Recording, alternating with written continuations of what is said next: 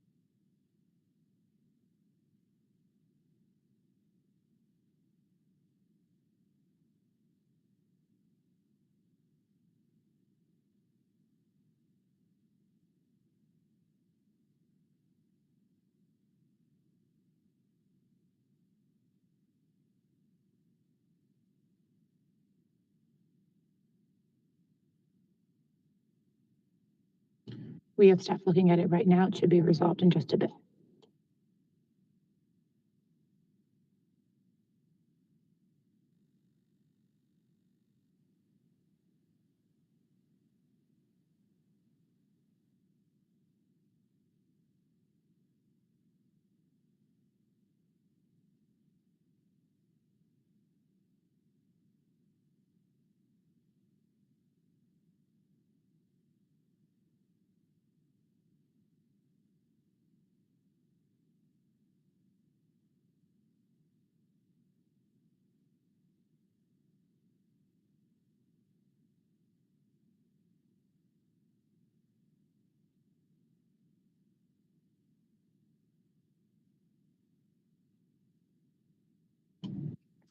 Okay, we are live and good to start.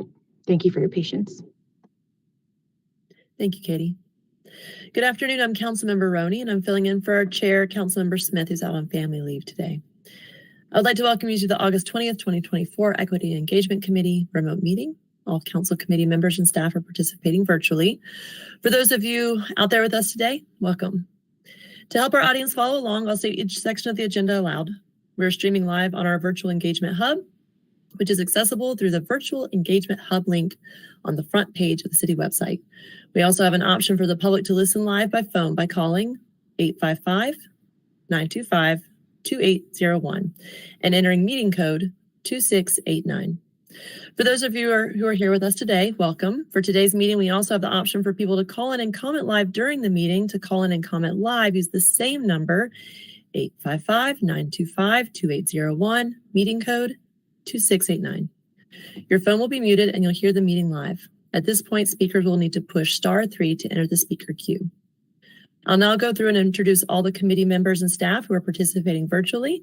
As I call your name, please say a quick hello. Councilwoman Sage Turner. Hello. Assistant City Manager Rachel Wood. Good afternoon. City Attorney Brad Branham. Good afternoon.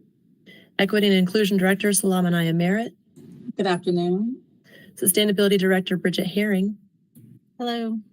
Sustainability Manager Kira Balan. Hello. Director of Communications and Public Engagement Dawa Hitch. Good afternoon. And Communication and Public Engagement Manager Christina Israel. Hi, good afternoon. Do we have anyone else on the call that hasn't been recognized? Okay.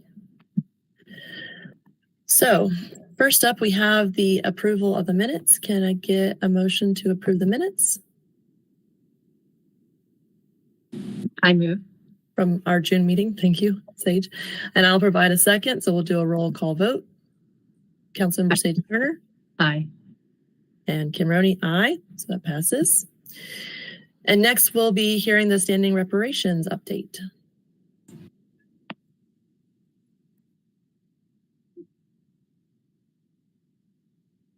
Thank you. Good afternoon again, all. My name is Salamanaya Merritt. I'm the Equity and Inclusion Director for City of Asheville, and I will be giving you an a reparations update. Next slide, please. So our key takeaways: the Community Reparations Commission held 2 special call meetings, one on July the 15th and one yesterday on August the 19th, which were both virtual. The meeting agendas included city county updates, which were the budgets, the report writing team updates, the final report interviews, and we discussed the extension request in the August 27th council presentation. Next slide, please. So for the July and August meetings, the city and county provided updates on the budget, noting that $520,200 was allocated from the city and the county for FY 24 and 25. We provided the status of the final report and the final report interviews. There was an extension request conversation. The date change in the presentation was from July to August. We talked about the city's staff recommendation, which actually was an update. And then the city council presentation, there's a date change again in the presentation from July to August. Next slide, please. So one of the things I wanted to share is the recommendation that we had for moving forward for the CRC. The Reparations Commission had asked for a 6-month extension. As you'll see here, it takes us through January. There is an update as of this morning. We've moved that update to February of 2025. What we wanted to do was to focus on the final report completion. I believe at the last meeting, the last time I shared my update, we spoke about the final report being completed by October of 2024, by the end of October of 2024. As I shared in a previous slide, we have begun to having interviews. So what we've done is reach out to the commissioners and ask them if they wanted to be interviewed so their voice could be heard in that final report. So we're conducting interviews at this time. There are some individuals who have decided that they do not want to be interviewed, and that's okay. There are others who are asking that they just be able to complete the questionnaires or complete the questions and send them back to us. Those questions and interviews are slated to be completed by the end of this month, so Friday, August the 30th. And then we'll move on from November to February of 2025, where we'll focus on the other requests. I think there's 4 things that the commission wanted to accomplish, and that is starting a 501c3, to look at starting a Black Chamber of Commerce, Additionally, they wanted to talk about an accountability council. And there's also still talk about some community engagement. So from that November to February timeline, we'll assist with any resources that we can provide with helping them with that. I will say that under November, you'll see where there's two brackets. So the research for resources for the attorney of the 501c3, I was able to reach out to Pisca Legal and had a conversation with one of their staff members there about being able to provide some pro bono work to be able to help them with the 501c3. Unfortunately, at this time, due to a conflict of interest, they're not able to help, but they did provide the chair with some additional resources and some other attorneys that they could possibly reach out to that will be able to assist them with that.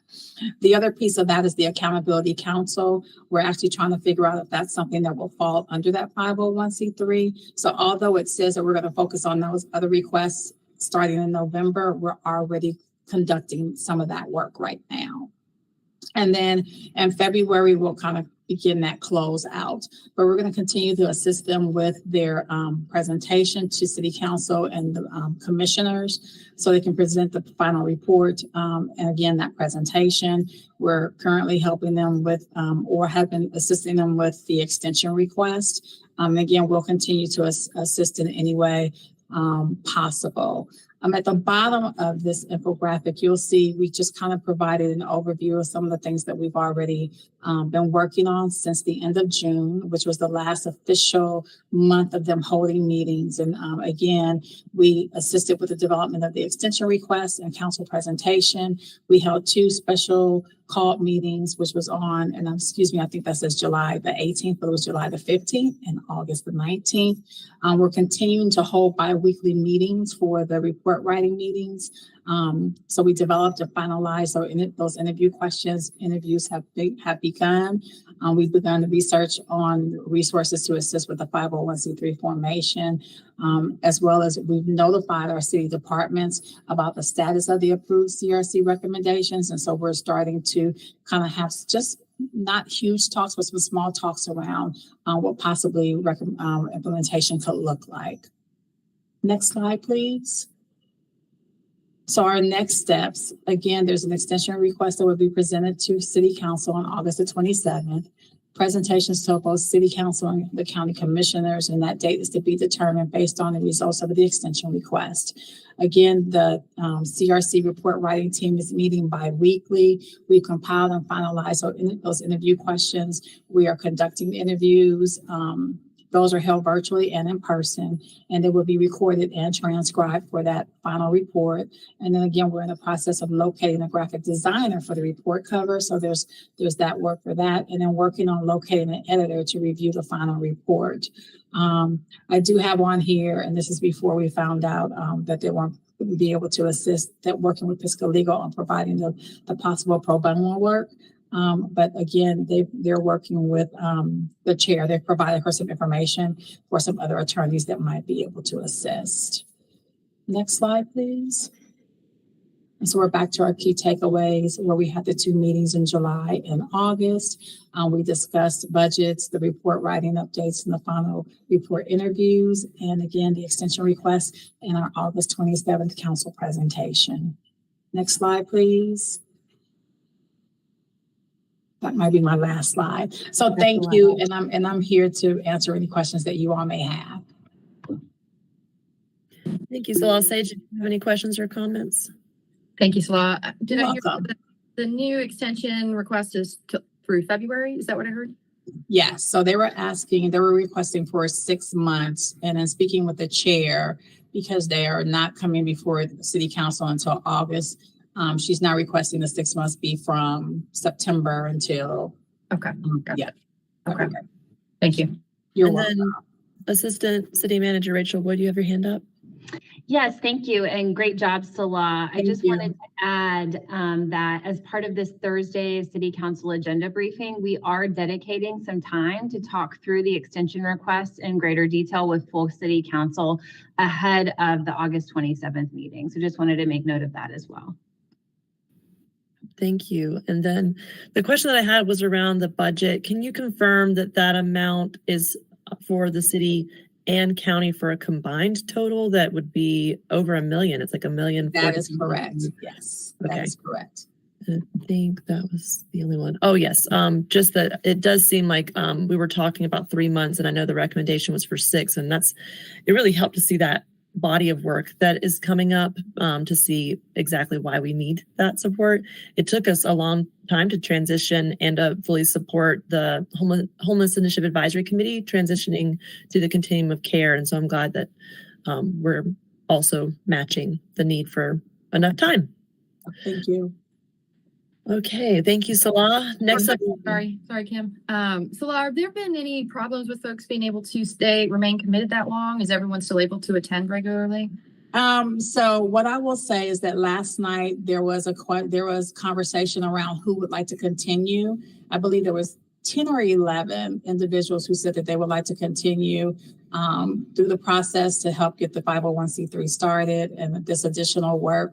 I know that the chair is holding additional meetings outside just to talk about the work. And I think there has been some challenge with people showing up. I think one meeting was held during the day. And so they're requesting that there's any meetings to make sure that they're held at night because there are individuals who work. So do you foresee that if the extension is granted that only 11 or 12 folks might continue on and then the rest would drop off, or will we need to do anything? Right. So one of the things that I discussed with the chair is part of their charge and part of what they signed up for is they needed to attend 80% of their meetings. And if not, then they would be removed from the commission. Right before the end of June, I think there was 2 meetings that we had, and I had, with the help of Brad, had drafted just a brief resignation letter for those who said that they were not going to continue. However, no one has completed that and turned that in, and so which is fine. So I do believe that those individuals who have not been attending, like for several months, we're going to pull them off. Okay. Any indication of why? I mean, is there something more we could be doing to support greater participation? Is it a timing issue or anything you could let us know that, or are people just tired? Yeah, what I'm understanding is that some people are tired. Other people just personal, and I've spoken to a couple of people who just have personal issues. And there are a couple of people too that I know who just said they were done at the end of June. So, it almost sounds like we'll have like a bit of a task force left to kind of carry out tasks. Right. And so what I was able to create another infographic, and what we're looking at is this group being a steering committee. Okay. That's going to assist with getting all of these things started. Interesting. Okay. That makes sense. Thank you, Salah. Thank you. That question that does, as someone who's been on a board and commission where you've had to remove someone for lack of attendance because they weren't able to participate. What does it look like for council to get updates when that happens or needs to happen as a process? Will it be in the minutes for the CRC? Is it possible that we could get updates? I know that what we're saying is if you get to a point where you haven't attended 80% of the meetings, there could be an automatic process, and that makes it so that the group can have a quorum. Right. So the chair states that she wants to reach out to those individuals and give them a call and have a conversation about being removed. I know that I've received one resignation letter, and then there's 2 members, as I mentioned earlier, who just said that June was their end date, and so they, we know that they're not going to return. But as far as the update, I believe so. Whenever someone leaves, I always contact the clerk's office to let them know that they have been removed or they have left the commission. We haven't had to remove anyone. So I just want to be clear on that. So this is something totally new. And that's why we created that form for them, just to be able to say that they're not going to be able, but no one's responding. I hate to say it, but we haven't, the form has been shared. The chair brought it up last night at the meeting and was like, Celeste, reached out to you all a couple of times. And so that's why we kind of had the conversation about who wants to continue. But there are several people who have not been attending. I mean, we have a couple of people who have not been attending since last year. Right. And so, we just need to figure out. I'm curious, for us to make sure that we are being able to be supportive. Does it look like the updated list of members is on the agenda and we could just look there to see if there have been changes? I guess that was like, when is the communication trigger happening and how? Right. That would be easy and not too much extra work. Yeah, that's a great question. I see Rachel has her hand up. My response is that I think I'm just going to have to think about what that could look like, but Rachel might already have the response for you.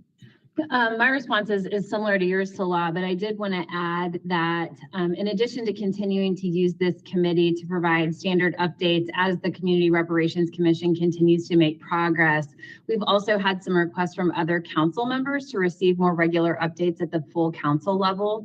So we're currently looking at either using the city manager's reports or using time during our agenda briefings to provide more detailed overviews of just the status of the work that the Reparations Commission has underway, and we could use a portion of that time to talk through membership, talk about the evolution of the commission as they transition into more of this working group steering committee type of model, as we're looking at going from them having adopted their recommendations, now drafting their report, and then us transitioning both as staff and then whatever this accountability board turns into, focus more on the implementation of those recommendations.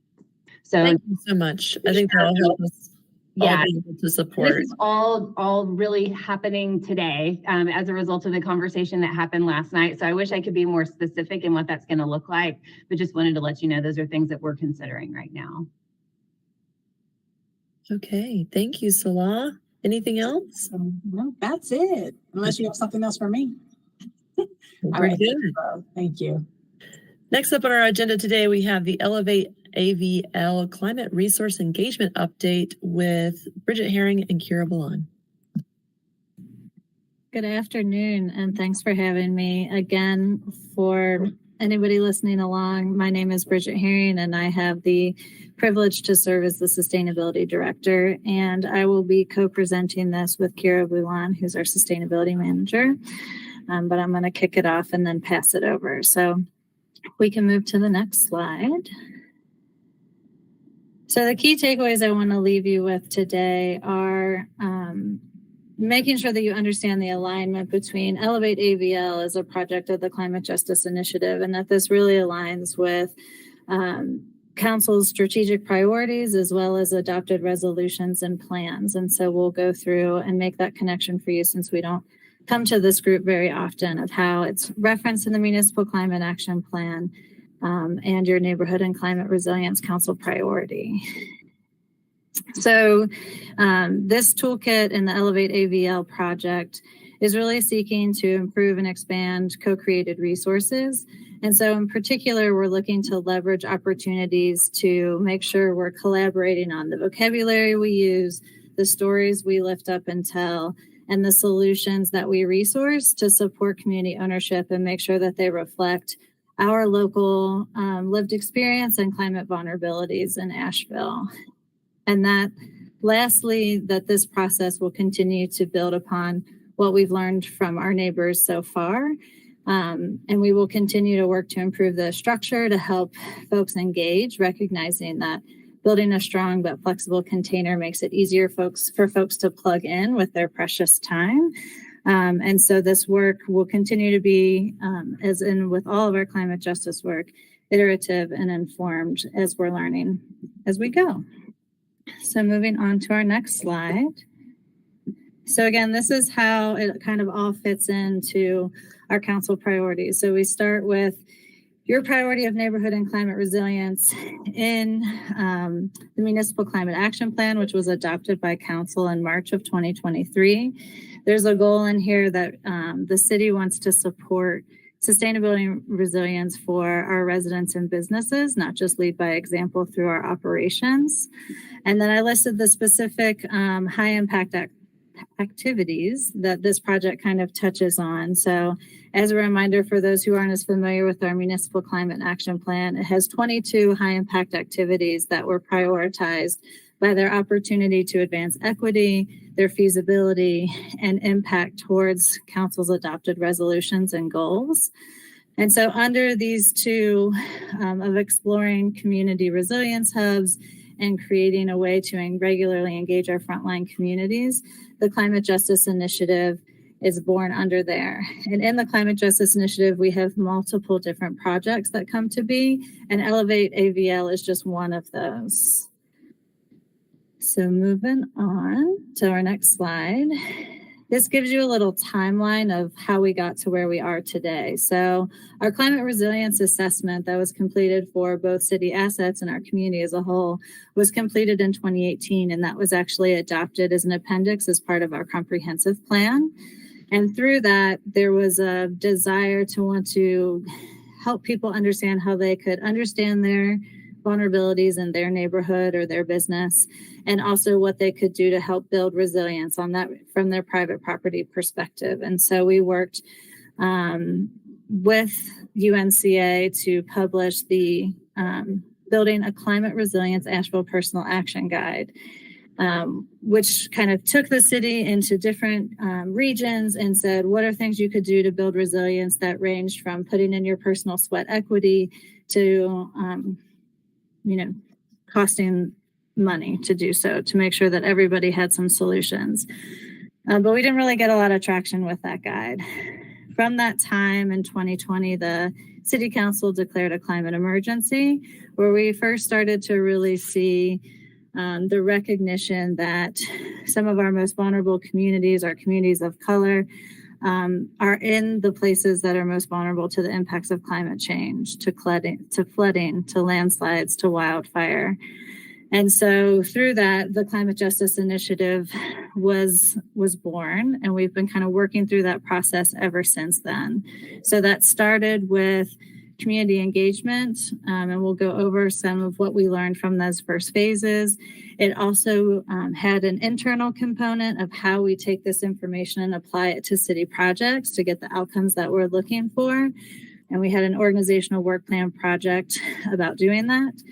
And then today, what we're going to specifically talk about is our FY24 project, which was to take that personal action guide, redevelop it with input from our community into a climate action toolkit, and to create this Elevate AVL, which is a community-driven opportunity for us all to be a part of what solutions we want to see and what resources we want to get towards those solutions.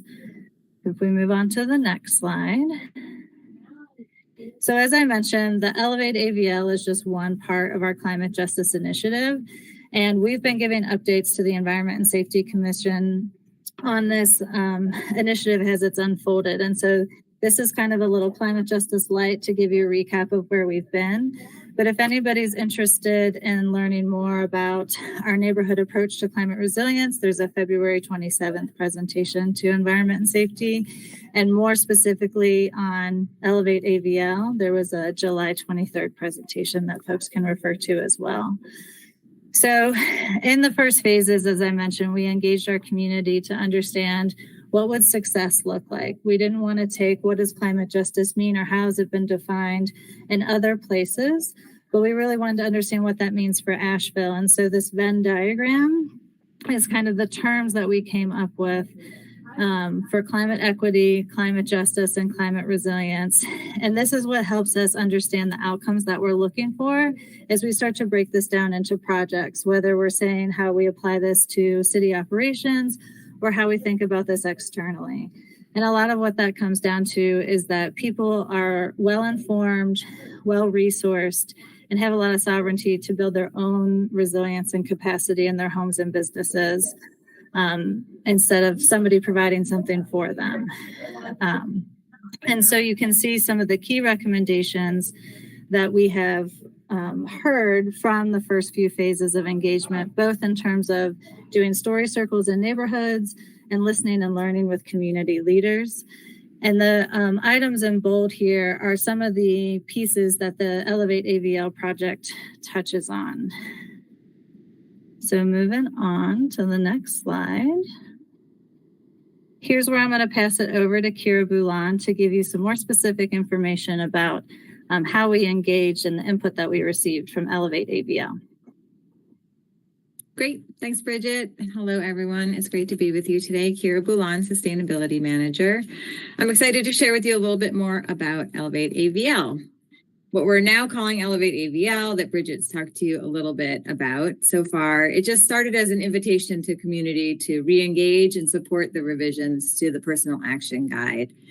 And we're looking at that now. This project is kind of a catalyst for a broader campaign that's not city-centered. Of course, there's a role for city in terms of city staff and as we're listening and learning from our community members, but we're really thinking about the Elevate AVL opportunity as a movement. And incorporating the lived experiences of our neighbors and our community priorities in this toolkit. It's the project at hand, but we're trying to build this foundation to define the next steps for neighborhood-centered resilience together as we think about bringing people back to the table and learning from our community members.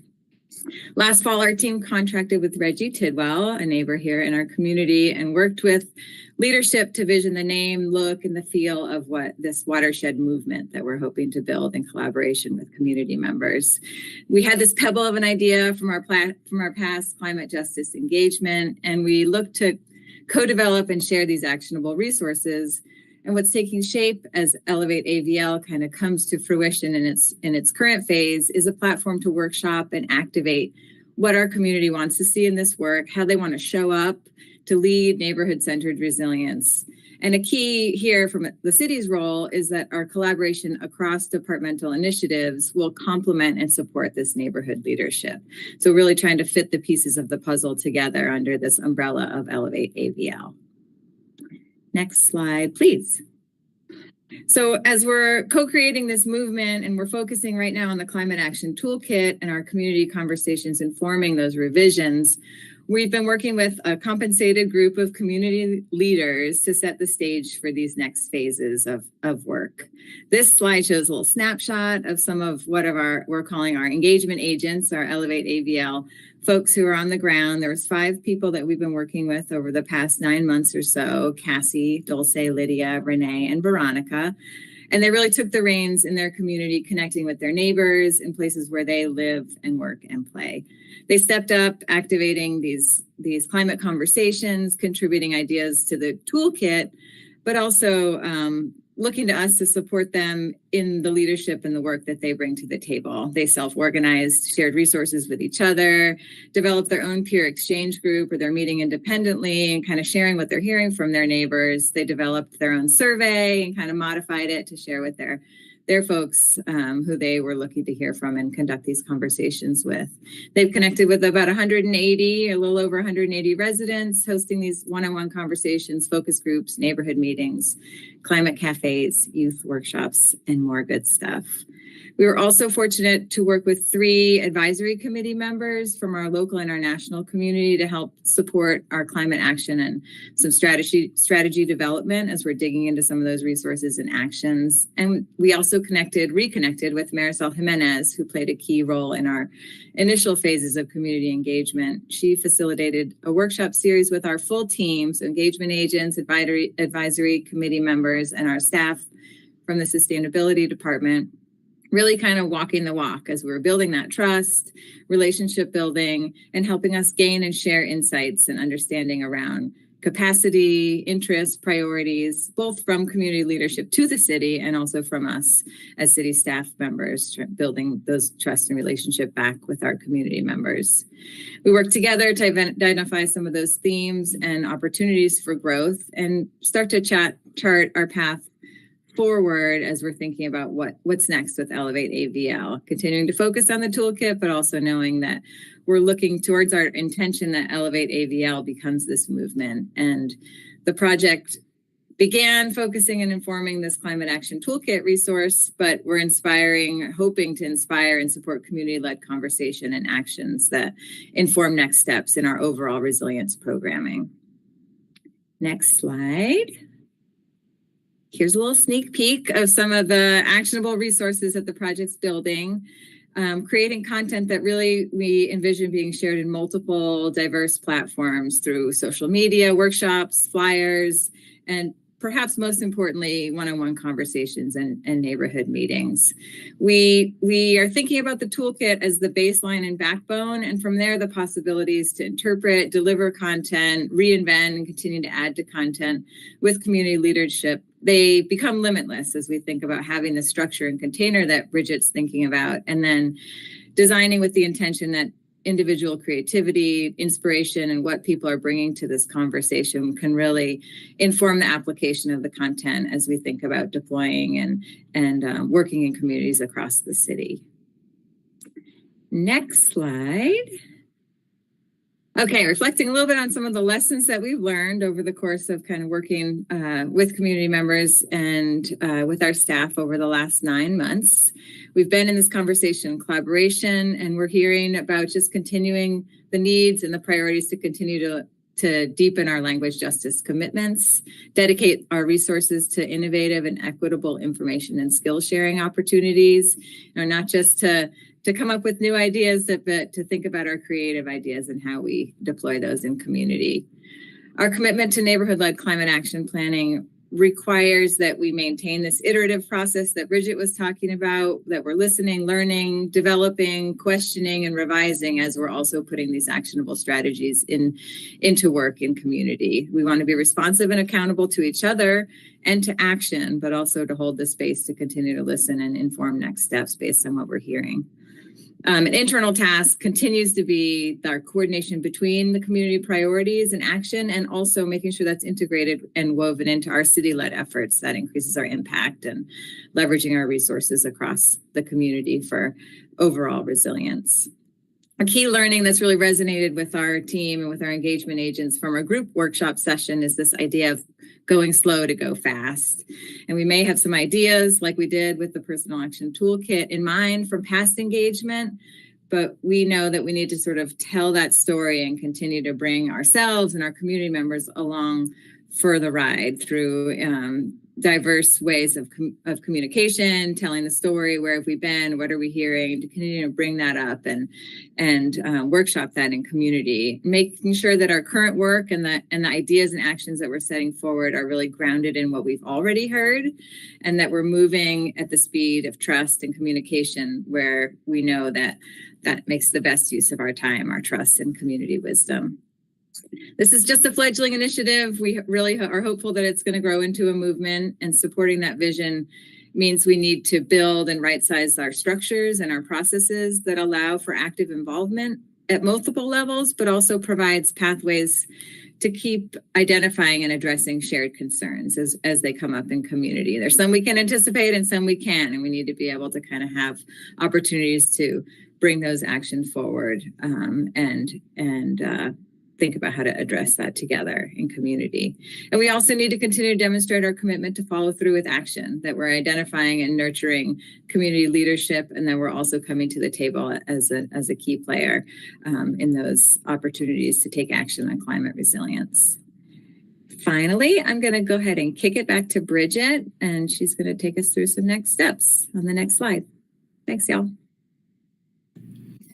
So the next steps for this project is we've gotten a lot of engagement. As Kira mentioned, we're working with Reggie Tidwell to put together these assets. So we want to be able to go back and make sure that what we put together is resonating, that we were listening and perceiving the information in alignment with our engagement agents and community members. And I should also mention that one of our advisory committee members is also on the Sustainability Advisory Committee, and that they're engaged in this process as well. And so we're trying to utilize as many community resources that we have relationship and capacity to engage with on this, to make sure that what we put together looks reflective of something that was co-created, and then looking at creative ways of how we distribute this both in print and online through social media to try and get more engagement and understand what that iterative process looks like, whether that's with the current engagement agents or new people who want to get involved in Elevate AVL, and how do we get the resources to support what folks want to do and not just going out and saying, this is what we think you should do. So really supporting that neighborhood approach. And again, that will evolve as it comes up. And then, looking at how we organize ourselves together, right, internally, as Kira was mentioning, at what existing staff capacity, projects, and resources are already at play that we can integrate these into. And I think a couple of key ones that I just want to mention to make sure they're on your horizon is the community risk reduction program. Our staff has been working really closely with the fire department on how that's rolling out and thinking collaboratively about how these messages are intertwined and how we engage with folks and what we've heard so far so that they're not starting to think about this new opportunity without bringing in everything that we've heard already. Working really closely with our communications and public engagement department, particularly on the community space upfit project. We utilized the Climate Justice Index map as part of that application process and worked really closely with them on that design of that project. We've been good collaborators in there, as well as things like the neighborhood matching grants. You might have noticed that there's a climate resilience and sustainability considerations question on the application, that the Sustainability Advisory Committee is providing free technical assistance to folks that are interested in applying with that, both in terms of idea generation as well as like review of what they're trying to do to figure out if there's a way to utilize some of that great expertise that serves on that advisory board. And we also have staff from the Sustainability Department reviewing those applications and working through that process. So that's just a few examples of how we're looking at what are our existing city resources and how we can embed this within them versus recreating the wheel and recreating thinking we need something new and siloed and on its own to address some of these needs.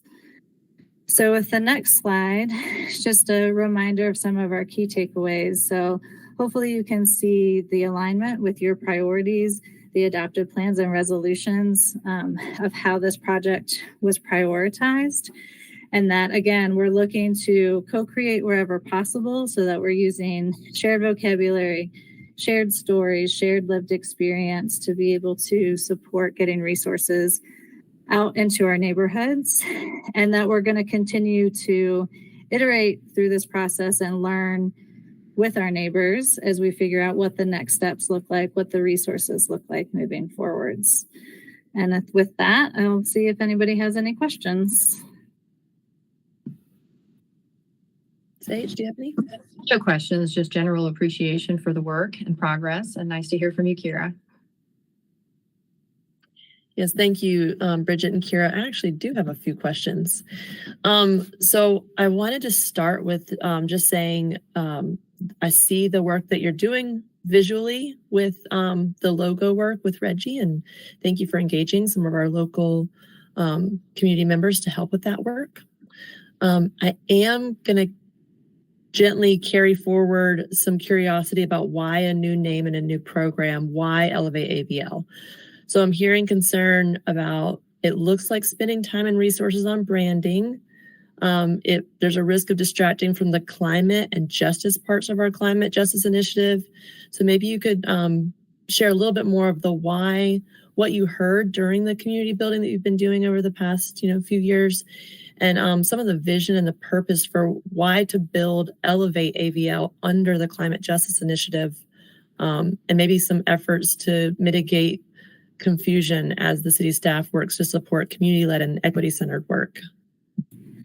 Sure. So I think what we've learned through the initial phases, one, I think the Climate Justice Initiative, as I mentioned, is much bigger than this one specific piece, right? Like we have this piece of how we want to implement it through city lens and city projects to make sure that it's embedded in how we make decisions, right, of other things. And that doesn't necessarily resonate with everybody at their kitchen table. And what we learned through some of the initial conversations is that climate isn't number one. Climate isn't where conversations are starting, right? But there's a lot of folks who care about it, and there's a lot of folks that once they learn about it are concerned, but it's not where everybody's starting. And so we want to be mindful of that and understand that going out there and saying, let's talk about climate resilience isn't going to bring people to the table necessarily. And so we wanted to make sure, one, that it felt unifying, right? We wanted to work with people to understand what is something that would get you excited, uplift you, and not feel so heavy, but feel like solutions oriented and hopeful versus just another kind of city top down run program. And so that was the idea behind how do we frame this together in a way that inspires people to join and doesn't divide people into, oh, that's an environmental thing, but this is a neighborhood thing for all of us. So I don't know if that Thank you for answers that. some of your questions. It does. I'm talking with folks, especially other municipal electeds in coastal cities about what it looks like. And one of the most powerful things I'm hearing is when you put real dollars on the ground, then you can show outcomes and then you can tell the story of why. And I am hearing what we're saying is, like, as an organization, we acknowledge that we want to move with community at the pace of community. So my follow-up question is, as I've also been spending time in neighborhoods with high vulnerability index scores, I'm hearing the most important way the city can show up that we're serious about backing up our climate justice initiative is real dollars. And I'm hearing desire for community-led decision-making around which projects and funding implementation. And it sounds a lot like participatory budgeting. So we already have programs in Durham and Greensboro. I was wondering if any of the conversations that y'all are having kind of match up with that. If it's like, we need infrastructure for flooding, we need infrastructure to protect us from fires, we need infrastructure for our neighbors to grow food. That kind of like on the ground impact of everyday lives does seem to be matching up with, if you really listen to us, you would show up with the money to do it. So I'm always kind of like trying to make sure that I'm hearing what the community is saying, because otherwise we might end up spending a lot of time trying to get a community to hear our part of the story instead of listening and showing up for outcomes. Yeah, I mean, I think that's why it's so important to have this city operations piece to it. I think what we've also heard, though, is a lot of this over sovereignty and that I want to be the captain of my own ship. I don't want you to come in and tell me what I need. I want you to help provide resources so I can do that. And part of what we're trying to understand is, what do you want to do and how do we get those resources? Because obviously we have some regulatory constraints and resource constraints about how we get those things out. And so trying to understand some of what that is so that we aren't just saying, this is what the solution, here's the resource we have. Is this work for your solution right now? Because those don't always match up, as I'm sure you're familiar with. So that is great segue into my third and final question, which is the funding. So I am curious, as we're talking about the bond package that's going to be on the ballot November 5th, how the sustainability department is making those connections. There's also, IRA funding. We've got the Electrify Asheville program with funding that may be additional funding that may be available next year around being able to help folks electrify and or have renewable energy options like solar. And so some of what we can do is like being aware and starting to weave those connections so that folks know what their options are. But I couldn't really gather from our conversations with the bonds that sustainability in our climate justice initiative or that climate and neighborhood resiliency was getting some serious weight in the bond program, but maybe you can tell me how it is or could have a connection to the bonds. Right. And I mean, again, this is that city operations piece, which is where we have specific tools and resources as we start to scope projects to make sure that that consideration is folded in at the beginning. So as you know, the projects that are coming out of the bond aren't just brand new, right? They've been evolved and worked on based on various community needs and resources that have been identified. And so we try to work through that process. And, I think we don't want to get in front of the bond being approved, but should that happen, we would definitely be on the project team to make sure that we're trying to implement that. I think the challenge can be with when you have a lot of need and how do you meet that need with some limited resources, but we will always do our best to make sure that sustainability and climate justice are embedded within those. And those are why we've developed tools such as the Climate Justice Index to be able to give people a faster way to identify like what are the vulnerabilities in this community as we're looking at a specific sidewalk project or a building renovation or anything that's happening, to be able to understand and get access to that information more quickly so that we can understand what we need to be thinking about as we scope these projects. Thank you so much. Mm-hmm. Anyone else? Well, thank you, Bridget and Kira, for being here today and filling us in on AVL or Elevate AVL. And next up on our agenda, we have the Festival of Neighborhoods preview.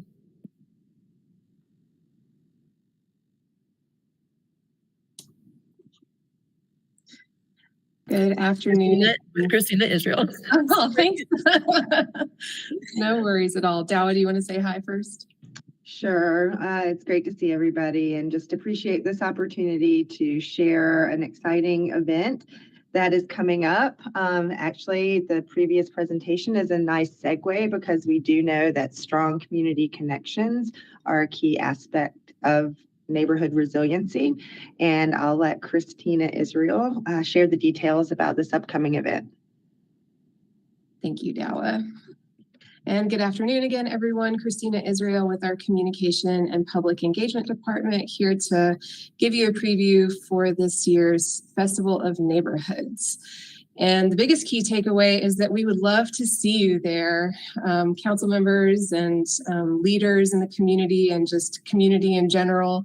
On Saturday, September 14th, we will be at Martin Luther King Jr. Park in the East End Valley Street neighborhood from 11 a.m. to 3 p.m. for a free, fun, community festival where folks can come and connect and learn and build some community. So this is an initiative of our Neighborhood Advisory Committee, and it's one of their goals for 2024 to organize and hold this festival. And they have a working group of committee members and community members who are volunteering to make this festival a success, and they've been working hard at it for months. So we still have room if community-based organizations would like to join us and participate, host a booth and some activities. And I've linked to the reservation form in the presentation so folks can access that afterwards. And always feel free to reach out to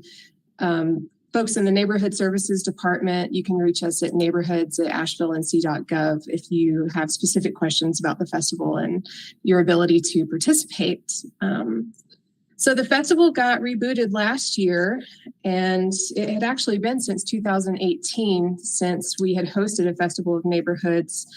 The Neighborhood Advisory Committee in 2020 was planning a reformat of the festival. So it sort of went from being more of like a conference style event with workshops and speakers to an outdoor festival with games and inflatables and food trucks. And so 2023 was the year the festival came back. We had more than 500 community members in attendance last year and 28 vendors with good representation from some of Asheville's neighborhoods, community partners, and a lot of support from city and county departments showcasing their work and getting feedback from the community.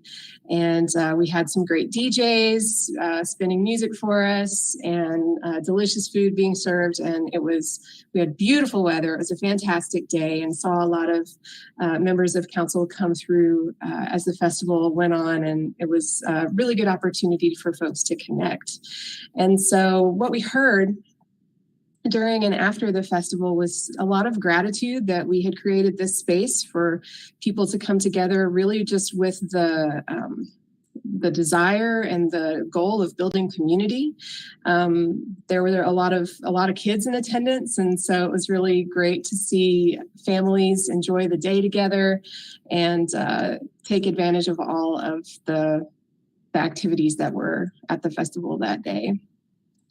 And we had folks connecting from different neighborhoods. So we had booths set up where people could talk about and share information about programs that they've created, initiatives that they have built via, some of them via neighborhood matching grant funds and other grant programs that are in the community. So it was a really good skill building and resource sharing sort of environment. And with September being Emergency Preparedness Month, from a city perspective, we were certainly mindful of the idea that we wanted to talk to folks about emergency preparedness and resilience building from a community level. And so we had folks from our sustainability department there with really that focus, as well as some of the nonprofits.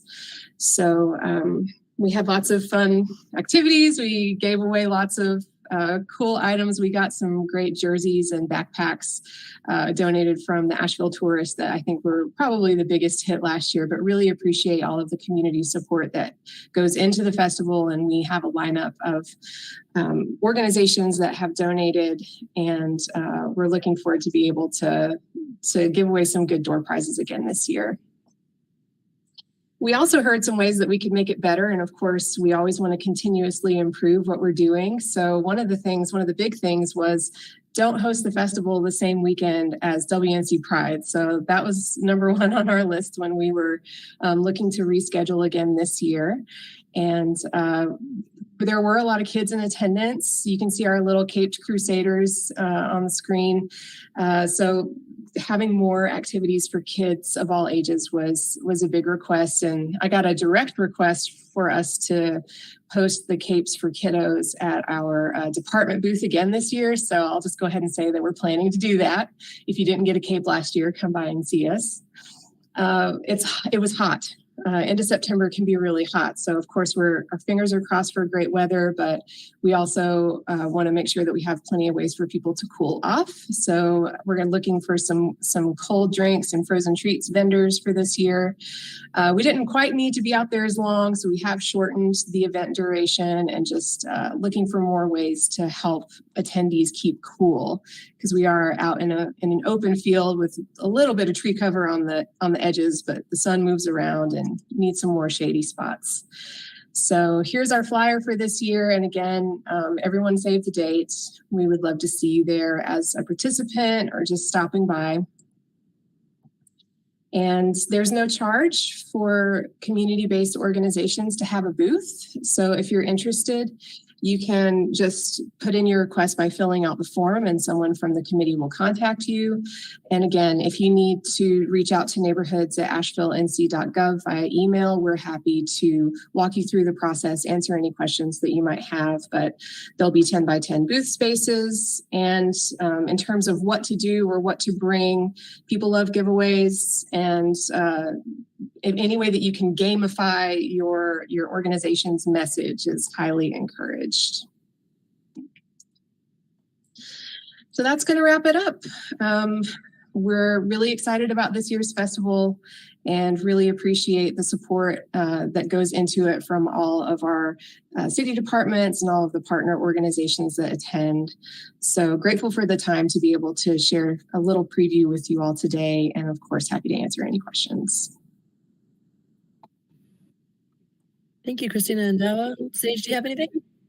If you go back to the last slide, I did not mind one bit that it went from Pride to neighborhood because I brought the drum and the glitter, and the kids went to all the different booths and showed me where all the candy was.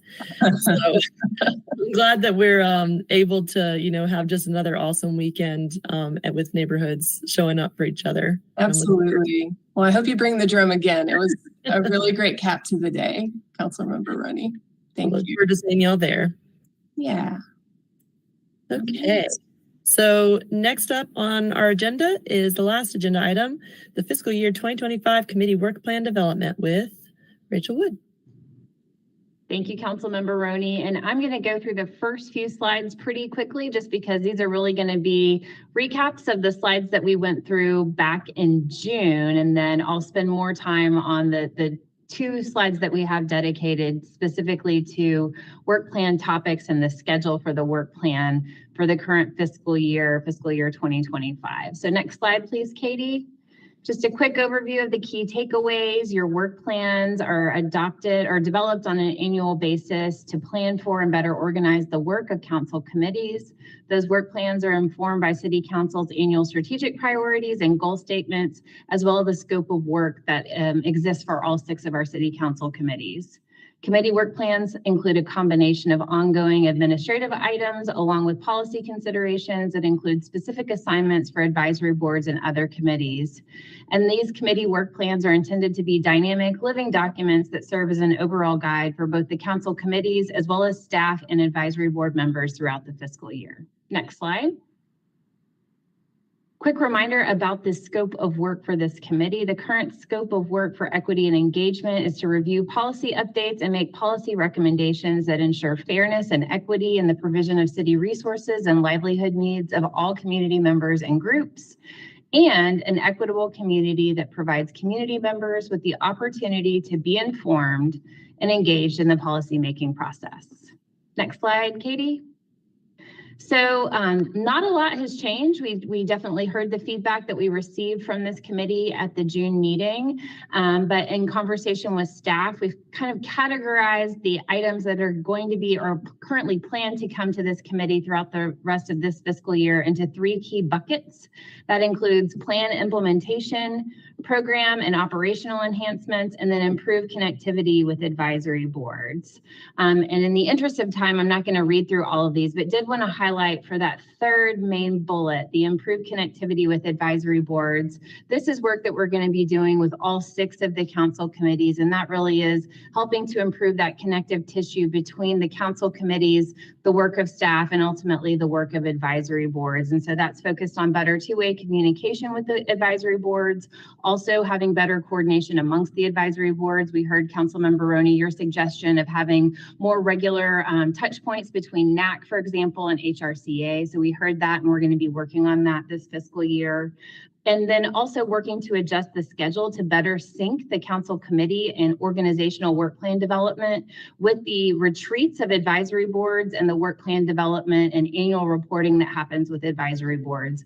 I'll acknowledge that that is out of sync right now, and that's something that I have on my own personal work plan in the city manager's office to really work with the city clerk's office and then work, as I mentioned, with all 6 of the council committees on how do we better sync that up so that there's more predictability for the advisory boards on what has already been assigned to them from the council committees, what work does staff already have underway, and how do we make sure that we're being as strategic as we can with our limited resources, maximizing the great work that they do and also improving that flow of information.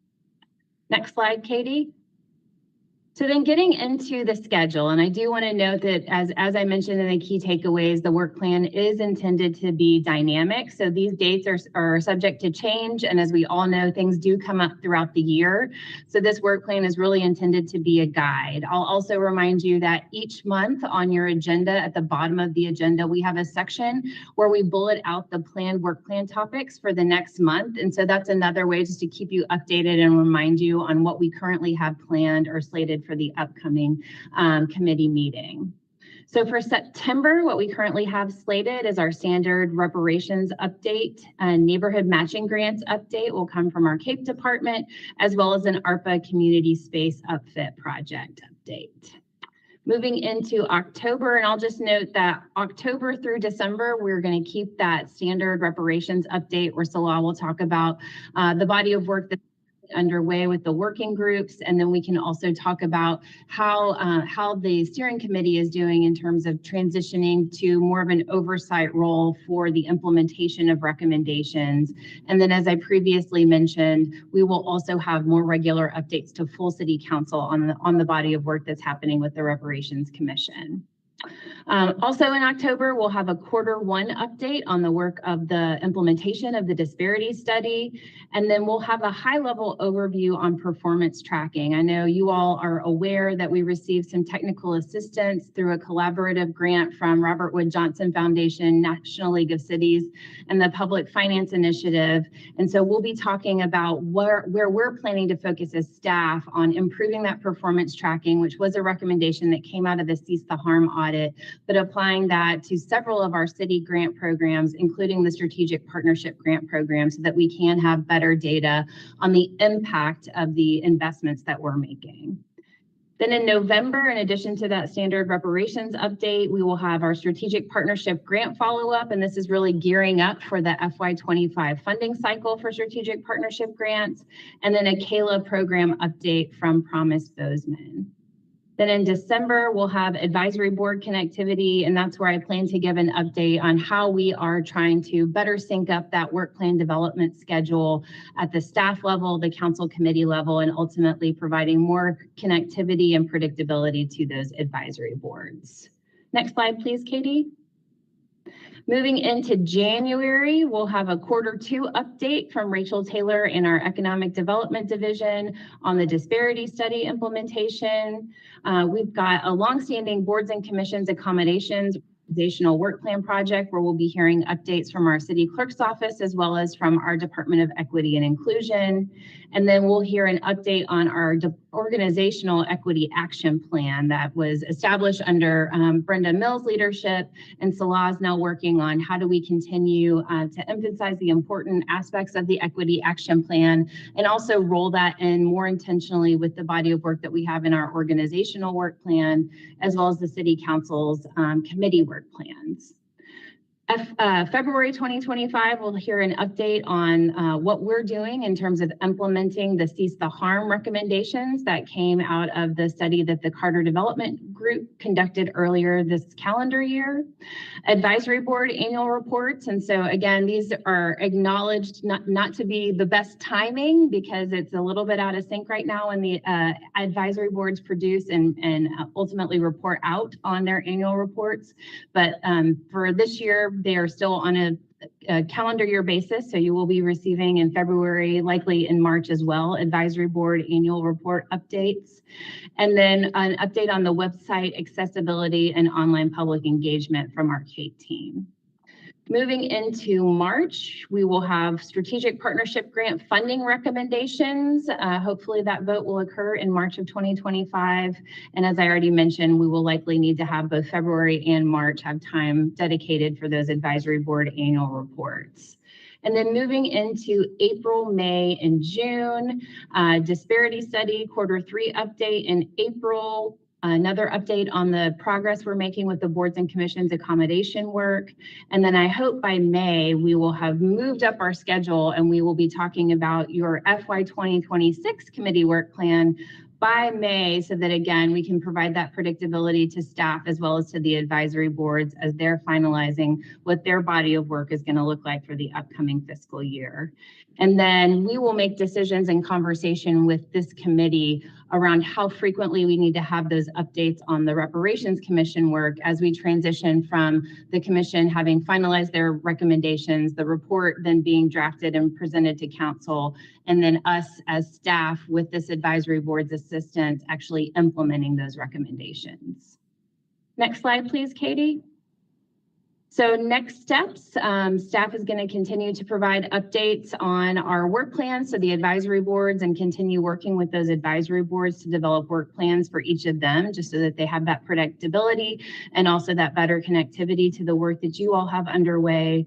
As needed, we hope for those specific projects that are directly tied to the work plan for the Equity and Engagement Committee that you will get progress updates from those committees, and then review planned agenda items. That's something I plan to have more intentionality with you all throughout the course of this fiscal year, just making sure that we're in sync in terms of what we have planned for upcoming committee meetings and that we're still meeting your expectations and ultimately furthering your strategic priority goals. And then on an annual basis, you will be receiving those annual report updates from advisory boards. Again, we're hoping to sync that up better moving forward so that potentially the advisory boards could move to a fiscal year basis, which is what we've got our organizational work plan and committee work plans based on right now. And I think that takes us to key takeaways. Next slide, Katie. Yep. So again, the work plan is a tool to help organize the work of the council committee. Committee work plans are informed by your annual strategic priorities as well as the scope of work for the committee. Your work plans include a combination of ongoing and administrative items as well as policy considerations. And then council committee work plans are intended to be dynamic and living and serve as an overall guide for the work of the committees, staff, and advisory board members throughout the fiscal year. And with that, I am happy to answer any questions that you may have.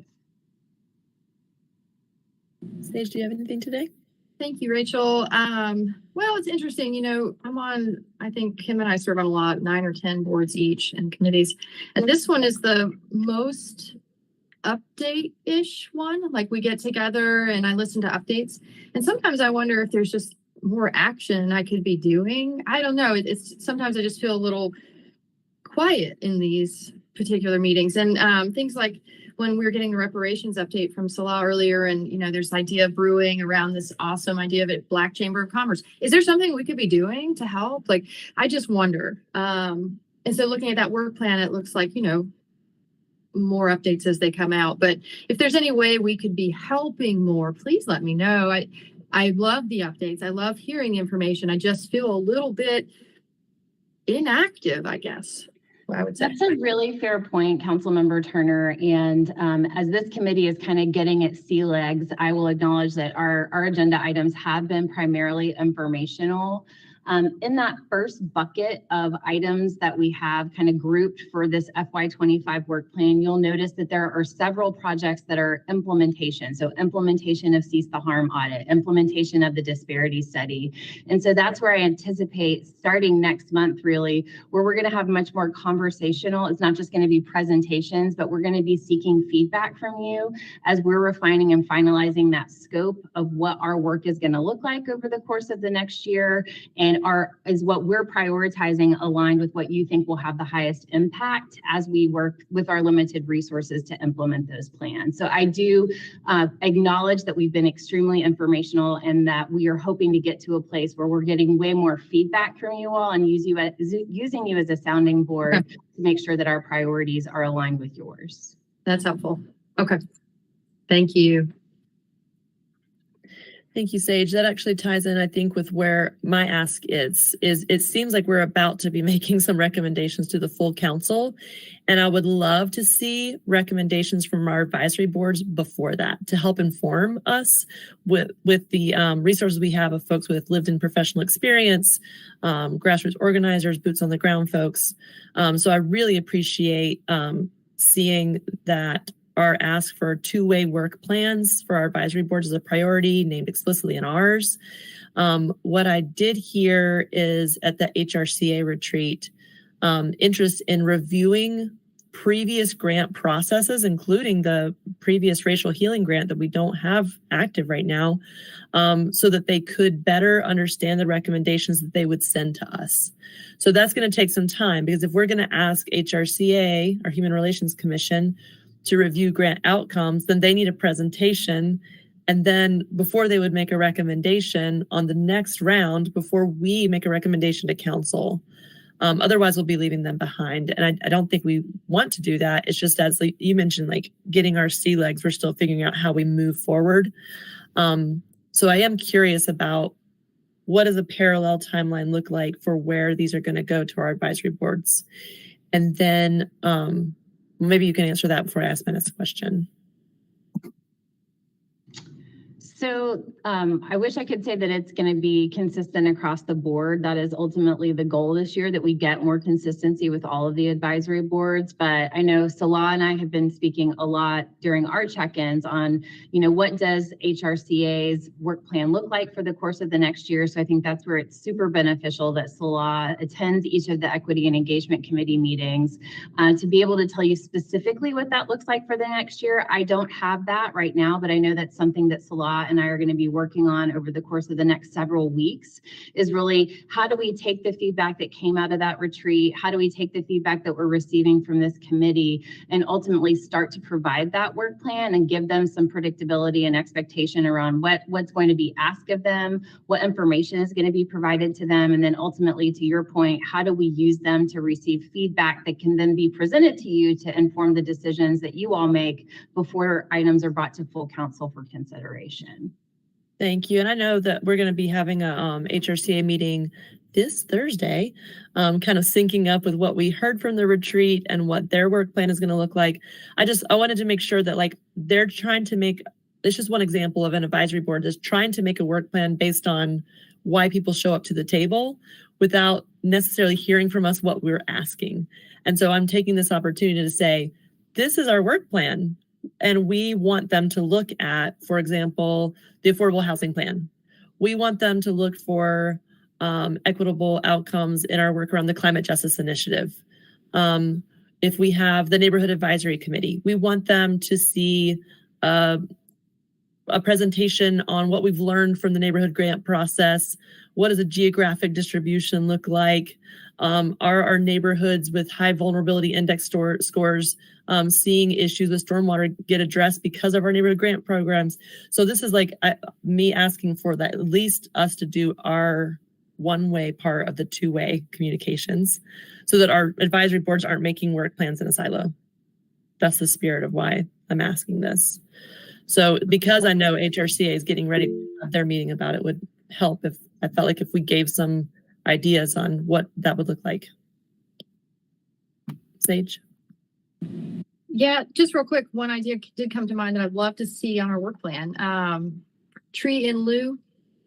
So I feel like we've talked about it for a long time, years, that, you know, we have areas in the community that are faced with low-income communities that are in high sun areas, don't have trees, all this stuff. And then we've got these other developments, on the other hand, that are submitting funds to the in lieu fund to plant trees elsewhere in the community, but I don't see the two intersecting.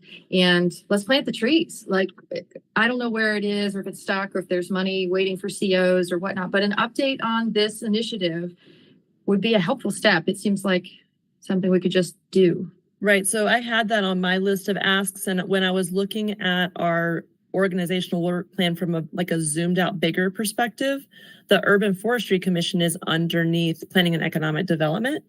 But then the equity part about how we have our resources and how we invest our resources in addressing disparities seemed like it would fit under our body of work, and then has some overlap with neighborhoods. So it points to the fact that, like Audre Lorde said, we don't lead single issue lives, right? We're all connected. Well, and we have so much going on in PED right now around larger zoning issues and multifamily and parking, all these things. I don't know. I mean, maybe we should task it. We're aligning, you know, some of the boards and commissions overhaul has been around aligning key council committees with these other committees. And so PED, I think, is aligning with P&Z now. So if they're going to take that on, and we're going to go through what sounds like buckets of UDO and ordinance changes for like 18 to 24 months, maybe this thing is separate and could be paired with a different committee or something. I don't know. I just really would like to see action on it is all. And maybe there won't be action to take. Maybe there's not funds to spend, but if there is, let's get them in the ground. So I think this probably fits, and I know, Rachel, you have your hand up, but as the liaison to the Urban Forestry Commission, we do have the Urban Forestry Master Plan coming up. And what I'm imagining that we need to do with our, like I said, our obligation as Equity Engagement Committee is that the one-way ask to our advisory boards. Will you look at the plans that we have coming up? And some of the plans include our Urban Forestry Master Plan, our affordable housing plan, the Recreate Asheville plan. Right now, because we don't have a Parks and Recs committee that's an advisory board that's actively working, like, where's the group of people that we ask? So, Rachel, you had your hand up? Well, and is that the right committee? I mean, should those committees deal with it? Almost sounded like that wasn't a good fit. Well, so the Urban Forestry Commission is making amendment recommendations for the UDO that are going to go parallel to economic development. So I'm not suggesting that we scoot urban forestry over But we as the Equity Engagement Committee might want to ask for recommendations around our fee in lieu policy or tree in lieu policy, because we have a fee in lieu policy and it isn't necessarily resulting in trees on the ground. Okay, I follow you now. So go to the Urban Forestry Commission with a request from this committee. Yeah, which means kind of like going diagonally and crossing some lines. So that's fine, fine. And I've seen as we develop other work plans, because this one was more of an outline today, I think, what was the work plan I saw? I mean, it had a full table of like what committees would be assigned and so on and when, and like that detail, I guess, is still being worked on for here, but I would support that one. I just want to jumpstart it, you know? Yes, and we actually have that more detailed work plan that I can bring back in September to talk through. But Councilmember Roney, you made the point that I was going to raise just around the Urban Forestry Commission, and then ultimately the primary committee touch point is environment and safety for the Urban Forestry Master Plan. But that doesn't mean that this committee can't make requests and use advisory boards. And so that's something that we can kind of work through how best to document and track. That's been our challenge throughout all of this. And so that's, again, one of those focus areas that I have this fiscal year is how do we better track that information and have some visibility to make sure we don't forget, and also make sure that we're coordinating to the extent possible. So we can certainly include that request and make sure that Keith is aware, make sure that our planning and urban design team is aware of that request from this committee.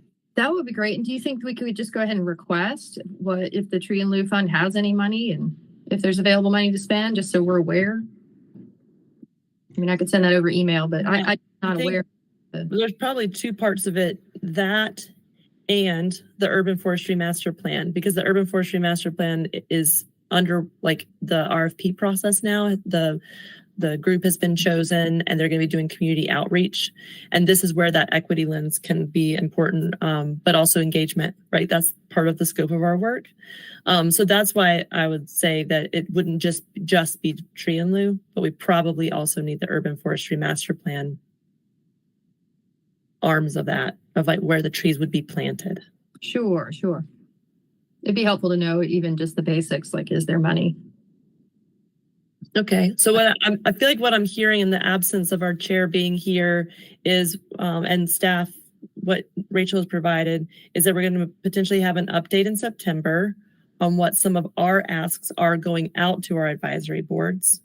For example, I know that the HRCA has asked to look at the affordable housing plan. So if we have some of those asks going out, staff, maybe you can let us know what is the best way for us to submit them. We don't have an action item on our agenda today for this. Would you be asking us to wait until September to make recommendations? Should we submit lists of ideas for what that ask is going out? Or are you just going to compile them from what we've offered here today? As a start, we can compile what you have today. As I mentioned, we do have that more detailed work plan that I know Councilmember Turner has seen a lot, especially with HCD, where it's got topic and then it has a specific assignment associated with the topic to advisory boards. We can share that with you and then ask you if you have any feedback. I'd prefer just to get emails and just share that with you as a PDF, just because using Google, people can make edits and it's sometimes hard to tell if the edit came from staff or if the edit came from a council member. So if you're okay with it, we'll share that with you as a PDF, and then you can email us feedback and we can have it be more of a working session conversation with you at the September meeting around what are some of those specific requests, what are some of those specific areas where you'd like to get some additional research and feedback from advisory boards. Thank you, Rachel. Sage? Yeah, just one last thing I'll layer in then. Rachel, you and I were in another meeting for a couple hours this morning. It was a pretty long but great conversation about the Ramada. And then we launched into the affordable housing bond. And I brought up some points that I've just been kind of philosophizing over around housing bonds and equity and ownership and really focusing on those. I wonder if this committee should maybe talk about bonds as well. I mean, there's just such a momentum happening in the housing and planning part of the city right now around. Kim, I'll just fill you in. I know you'll probably watch HCD later, but I watched it already today. Oh, okay. So you know what I'm referring to then. Because as we approach the bonds, and we're also planning these strategies to get large multifamily projects kind of through their own process and maybe get some community benefits built into the zoning in the process, then we'll start to see a lot of units affordable units being created without this huge storm of activity from the city.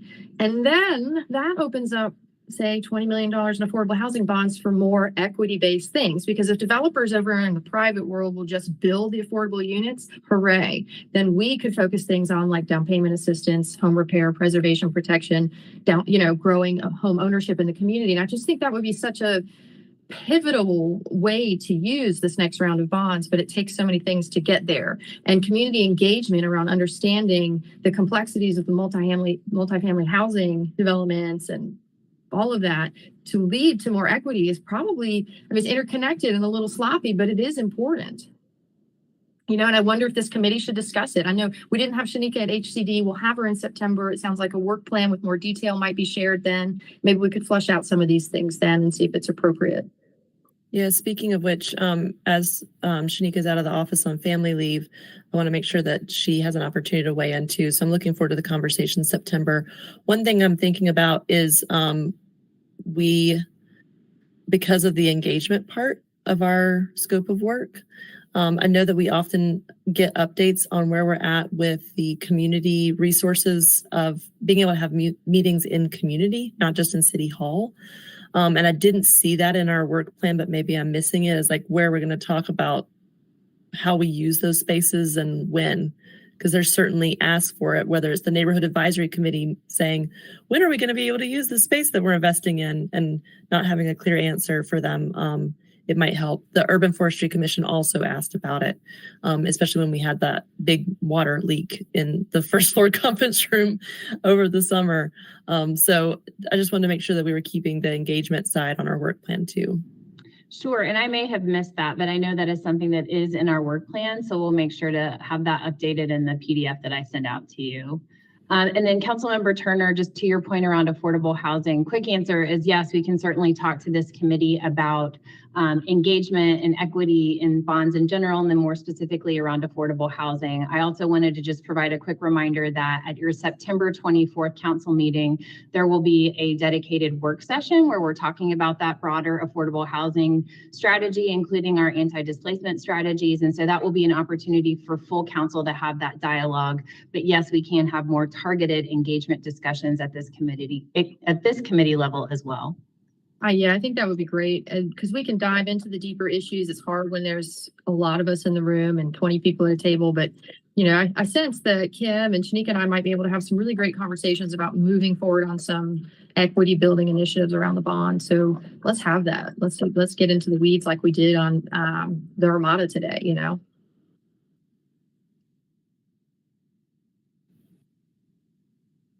Excellent. Thank you so much for a full and informative meeting. I'm looking forward to our work plan moving forward. And it looks like the last thing on our agenda is public comment. Katie, do we have anyone in the queue for public comment today? One moment, let me double check and refresh.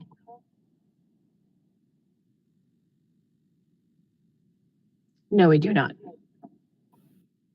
Well, thank you so much. I wish all of you a happy afternoon and maybe a little sunshine, and we'll see you next time. Thank you. Thanks, y'all.